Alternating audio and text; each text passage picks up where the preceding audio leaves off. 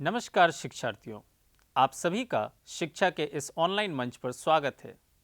आशा करता हूं आप सभी अच्छे होंगे। आज हम लोग कक्षा 11वीं की भूगोल की पाठ्यपुस्तक भारत भौतिक पर्यावरण के खंड 3 के अंतर्गत पाठ 4 जलवायु के दूसरे भाग के बारे में चर्चा करेंगे। आशा करता हूं इस चर्चा के उपरांत आप सभी निम्नलिखित अवधारणाओं को समझ सकेंगे। ITCZ, अंतः उष्ण कटिबंधीय अभिसरण क्षेत्र, भारतीय मॉनसून की प्रकृति, भारत में ऋतुओं की लय। आइए अब हम इन बिंदुओं पर विस्तार से चर्चा करते हैं।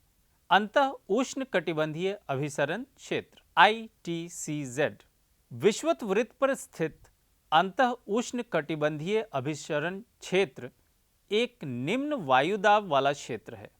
इस क्षेत्र में व्यापारिक पवनें मिलती हैं, अतः इस क्षेत्र में वायु ऊपर उठने लगती हैं।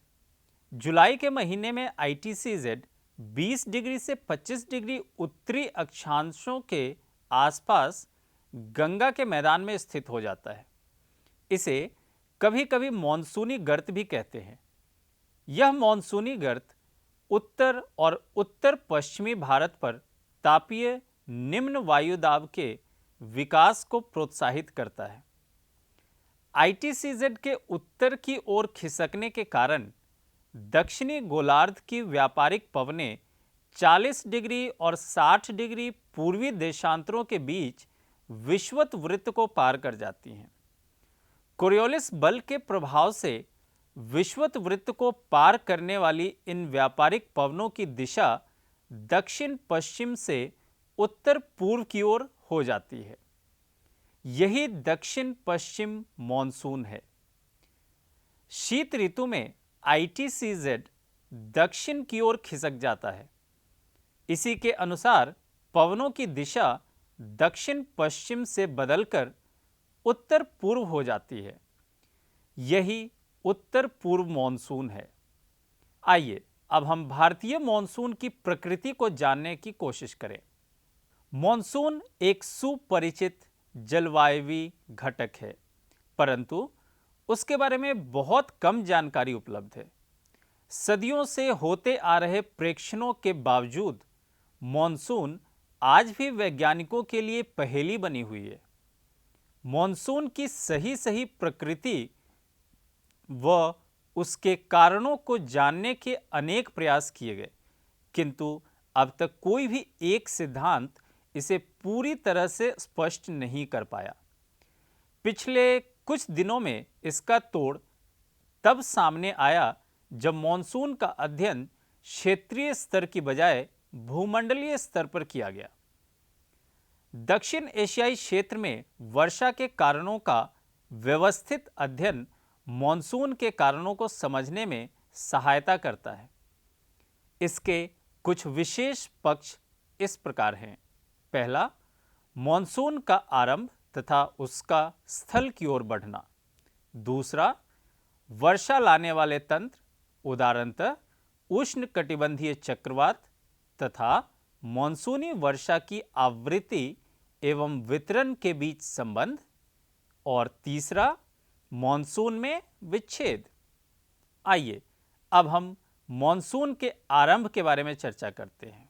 19वीं सदी के अंत में यह व्याख्या की गई थी कि गर्मी के महीनों में स्थल और समुद्र का विभेदी तापन ही मॉनसून पवनों के उपमहाद्वीप की ओर चलने के लिए मंच तैयार करता है। अप्रैल और मई के महीने में जब सूर्य कर्क रेखा पर लंबवत चमकता है तो हिंद महासागर के उत्तर में स्थित विशाल भूखंड अत्यधिक गर्म हो जाता है। इसके परिणाम स्वरूप उपमहाद्वीप के उत्तर पश्चिमी भाग पर एक गहन न्यून दाब क्षेत्र विकसित हो जाता है, क्योंकि भूखंड के दक्षिण में हिंद महासागर अपेक्षाकृत धीरे धीरे गर्म होता है। निम्न वायुदाब केंद्र विषुवत रेखा के उस पार से दक्षिण पूर्वी सन्मार्गी पवनों को आकर्षित कर लेता है। इन दशाओं में अंतः उष्ण कटिबंधीय अभिसरण क्षेत्र उत्तर की ओर स्थानांतरित हो जाता है। इस प्रकार दक्षिणी पश्चिमी मॉनसूनी पवनों को दक्षिण पूर्वी सन्मार्गी पवनों के विस्तार के रूप में देखा जा सकता है, जो भूमध्य रेखा को पार करके भारतीय उपमहाद्वीप की ओर विक्षेपित हो जाती हैं। ये पवनें भूमध्य रेखा को 40 डिग्री पूर्वी तथा 60 डिग्री पूर्वी देशांतर रेखाओं के बीच पार करती है। अंतः उष्ण कटिबंधीय अभिसरण क्षेत्र की स्थिति में परिवर्तन का संबंध हिमालय के दक्षिण में उत्तरी मैदान के ऊपर से पश्चिमी जेट प्रवाह द्वारा अपनी स्थिति के प्रत्यावर्तन से भी है, क्योंकि पश्चिमी जेट प्रवाह के इस क्षेत्र से खिसकते ही दक्षिणी भारत में 15 डिग्री उत्तर अक्षांश पर पूर्वी जेट प्रवाह विकसित हो जाता है। इसी पूर्वी जेट प्रवाह को भारत में मॉनसून के प्रस्फोट के लिए जिम्मेदार माना जाता है। आइए अब हम जानने की कोशिश करें कि मॉनसून का भारत में प्रवेश कैसे होता है। दक्षिण पश्चिम मॉनसून केरल तट पर 1 जून को पहुंचता है और शीघ्र ही 10 और 13 जून के बीच ये आर्द्र पवनें मुंबई व कोलकाता के बीच पहुंच जाती है। मध्य जुलाई तक संपूर्ण उपमहाद्वीप दक्षिण पश्चिम मॉनसून के प्रभावाधीन हो जाता है।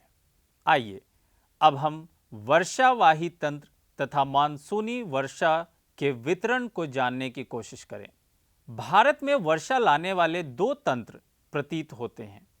पहला तंत्र उष्ण कटिबंधीय अवदाब है, जो बंगाल की खाड़ी या उससे भी आगे पूर्व में दक्षिण चीन सागर में पैदा होता है तथा उत्तरी भारत के मैदानी भागों में वर्षा कराता है। दूसरा तंत्र अरब सागर से उठने वाली दक्षिण पश्चिम मॉनसून धारा है, जो भारत के पश्चिमी तट पर वर्षा करती है। पश्चिमी घाट के साथ साथ होने वाली अधिकतर वर्षा पर्वतीय है, क्योंकि यह आर्द्र हवाओं से अवरुद्ध होकर घाट के सहारे जबरदस्ती ऊपर उठने से होती है। भारत के पश्चिमी तट पर होने वाली वर्षा की तीव्रता 2 कारकों से संबंधित है। पहला, समुद्र तट से दूर घटित होने वाली मौसमी दशाएं।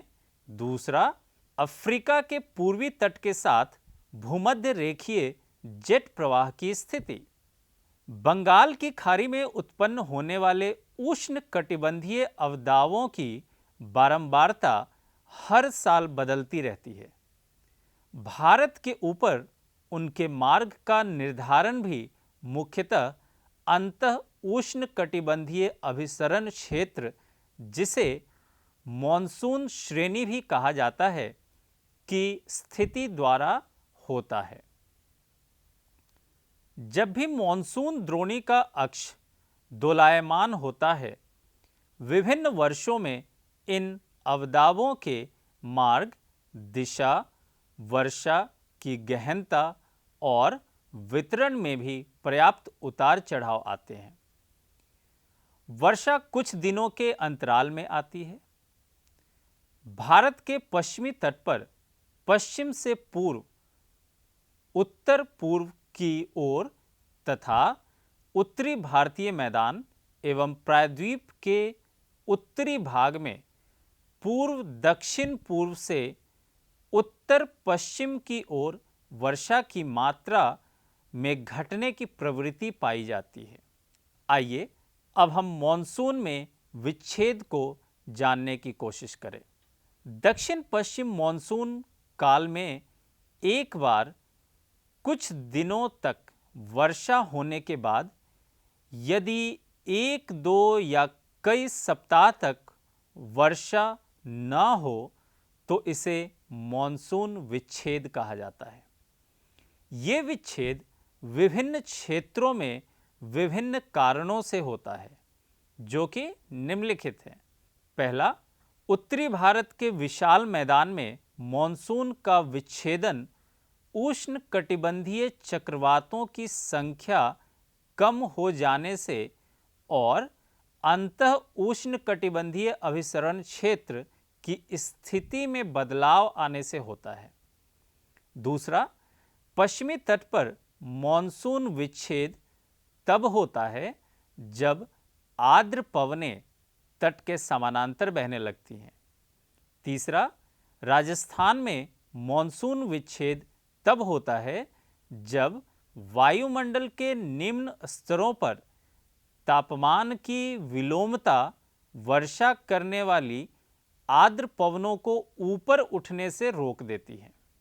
आइए अब हम जानने की कोशिश करें कि मॉनसून का निर्वर्तन क्या होता है। मॉनसून के पीछे हटने या लौट जाने को मॉनसून का निवर्तन कहा जाता है। सितंबर के आरंभ से उत्तर पश्चिमी भारत से मॉनसून पीछे हटने लगती है और मध्य अक्टूबर तक यह दक्षिणी भारत को छोड़ शेष समस्त भारत से निवर्तित हो जाती है। लौटती हुई मॉनसून पवनें बंगाल की खाड़ी से जल वाष्प ग्रहण करके उत्तर पूर्वी मॉनसून के रूप में तमिलनाडु में वर्षा करती हैं। आइए अब हम भारत में ऋतुओं की लय को जानने की कोशिश करें। भारत की जलवायुवी दशाओं को उसके वार्षिक ऋतु चक्र के माध्यम से सर्वश्रेष्ठ ढंग से व्यक्त किया जा सकता है। मौसम वैज्ञानिक वर्ष को निम्नलिखित 4 ऋतुओं में बांटते हैं। पहला, शीत ऋतु। दूसरा, ग्रीष्म ऋतु। तीसरा, दक्षिण पश्चिमी मॉनसून की ऋतु। और चौथा, मॉनसून के निवर्तन की ऋतु। आइए अब हम शीत ऋतु में तापमान, वायुदाब तथा पवनों की चर्चा करते हैं। तापमान। आमतौर पर उत्तरी भारत में शीत ऋतु नवंबर के मध्य से आरंभ होती है। उत्तरी मैदान में जनवरी और फरवरी सर्वाधिक ठंडे महीने होते हैं। इस समय उत्तरी भारत के अधिकांश भागों में औसत दैनिक तापमान 21 डिग्री सेल्सियस से कम रहता है। रात्रि का तापमान काफ़ी कम हो जाता है, जो पंजाब और राजस्थान में हिमांक, जो कि 0 डिग्री सेल्सियस है, से भी नीचे चला जाता है। इस ऋतु में उत्तरी भारत में अधिक ठंड पड़ने के मुख्य रूप से 3 कारण हैं। पहला, पंजाब, हरियाणा और राजस्थान जैसे राज्य समुद्र के समकारी प्रभाव से दूर स्थित होने के कारण महाद्वीपीय जलवायु का अनुभव करते हैं। दूसरा, निकटवर्ती हिमालय की श्रेणियों में हिमपात के कारण शीतलहर की स्थिति उत्पन्न हो जाती है। और तीसरा, फरवरी के आसपास कैस्पियन सागर और तुर्कमेनिस्तान की ठंडी पवनें उत्तरी भारत में शीतलहर ला देती हैं। ऐसे अवसरों पर देश के उत्तर पश्चिम भागों में पाला व कोहरा भी पड़ता है। प्रायद्वीपीय भारत में कोई निश्चित शीत ऋतु नहीं होती। तटीय भागों में भी समुद्र के समकारी प्रभाव तथा भूमध्य रेखा की निकटता के कारण ऋतु के अनुसार तापमान के वितरण प्रतिरूप में शायद ही कोई बदलाव आता हो। उदाहरणतः तिरुवनंतपुरम में जनवरी का माध्य अधिकतम तापमान 31 डिग्री सेल्सियस तक रहता है, जबकि जून में यह 29.5 डिग्री सेल्सियस पाया जाता है। पश्चिमी घाट की पहाड़ियों पर तापमान अपेक्षाकृत कम पाया जाता है। आइए अब हम शीत ऋतु में वायुदाब तथा पवनों की चर्चा करते हैं। वायुदाब तथा पवनें। दिसंबर के अंत तक 22 दिसंबर सूर्य दक्षिणी गोलार्ध में मकर रेखा पर सीधा चमकता है। इस ऋतु में मौसम की विशेषता उत्तरी मैदान में एक क्षीण उच्च वायुदाब का विकसित होना है। दक्षिणी भारत में वायुदाब उतना अधिक नहीं होता। 1019 मिलीबार तथा 1013 मिलीबार की संभार रेखाएं उत्तर पश्चिमी भारत तथा सुदूर दक्षिण से होकर गुजरती हैं। परिणाम स्वरूप उत्तर पश्चिमी उच्च वायुदाब क्षेत्र से दक्षिण में हिंद महासागर पर स्थित निम्न वायुदाब क्षेत्र की ओर पवनें चलना आरंभ कर देती हैं। कम दाब प्रवणता के कारण 3 से 5 किलोमीटर प्रति घंटे की दर से मंद गति की पवनें चलने लगती हैं। मोटे तौर पर क्षेत्र की भू आकृति भी पवनों की दिशा को प्रभावित करती है। गंगा घाटी में इनकी दिशा पश्चिमी और उत्तर पश्चिमी होती है।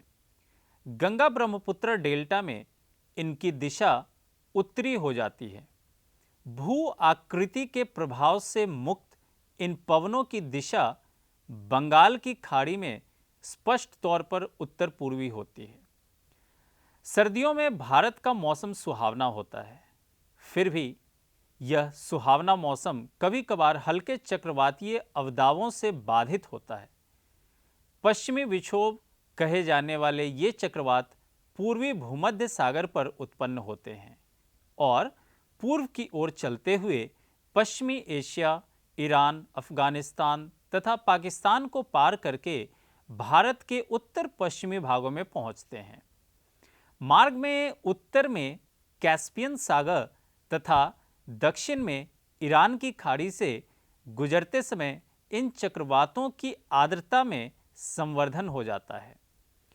इन विश्लेषणों के उपरांत अब आप एक लेख लिखें कि पश्चिमी जेट प्रवाह इन अवदाबों को भारत की ओर उन्मुख करने में क्या भूमिका निभाते हैं। आइए अब हम शीत ऋतु में वर्षा की चर्चा करते हैं।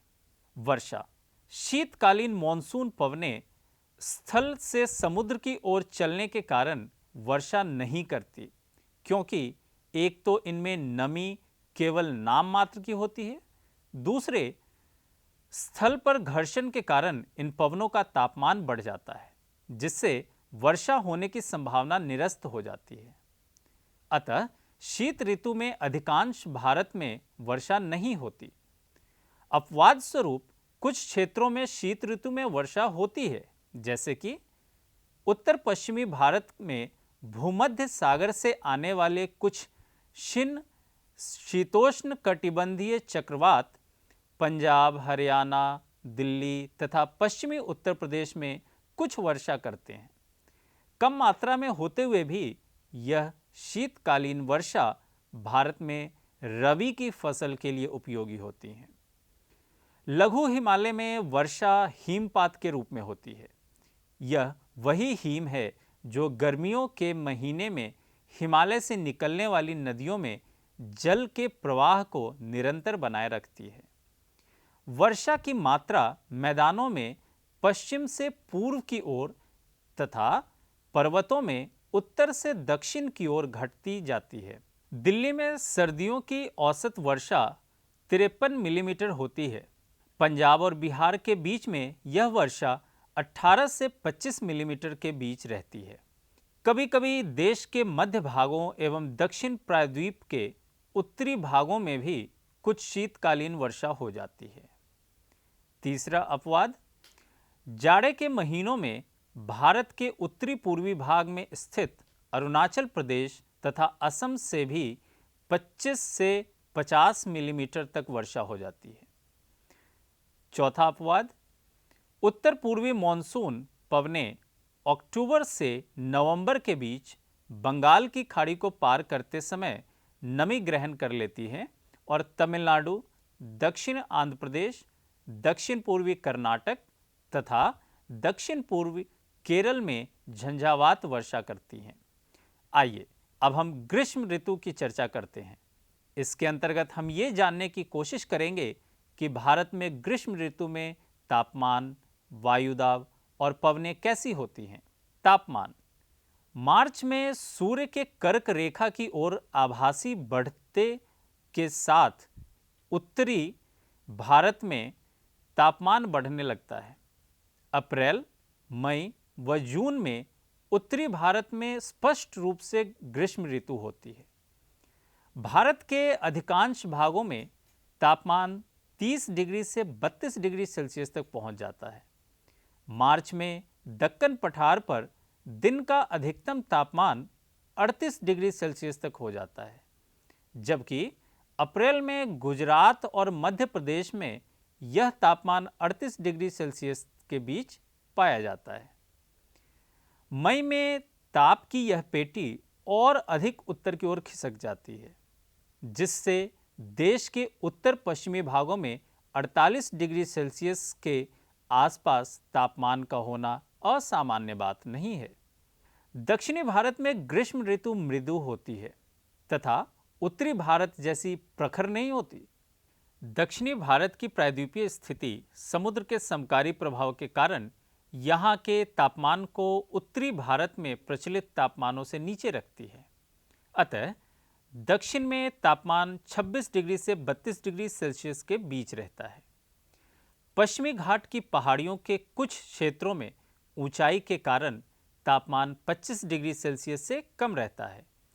तटीय भागों में समताप रेखाएं तट के समानांतर उत्तर दक्षिण दिशा में फैली हैं, जो प्रमाणित करती हैं कि तापमान उत्तरी भारत से दक्षिणी भारत की ओर न बढ़कर तटों से भीतर की ओर बढ़ता है। गर्मी के महीने में औसत न्यूनतम दैनिक तापमान भी काफ़ी ऊंचा रहता है और यह 26 डिग्री सेल्सियस से शायद ही कभी नीचे जाता हो। तो आइए अब ये जानने का वक्त है कि आपने क्या सीखा। तो इन प्रश्नों के उत्तर देने की कोशिश कीजिए। जुलाई के महीने में ITCZ डैश अक्षांशों के आसपास गंगा के मैदान में स्थित होता है। आपके पास ऑप्शंस हैं 30 डिग्री से 35 डिग्री उत्तर, 20 डिग्री से 25 डिग्री उत्तर, 0 डिग्री से 5 डिग्री उत्तर या 20 डिग्री से 25 डिग्री दक्षिण। अगला प्रश्न है, निम्नलिखित कथन सत्य है या असत्य, ज्ञात करें। अप्रैल और मई के महीनों में सूर्य कर्क रेखा पर लंबवत चमकता है।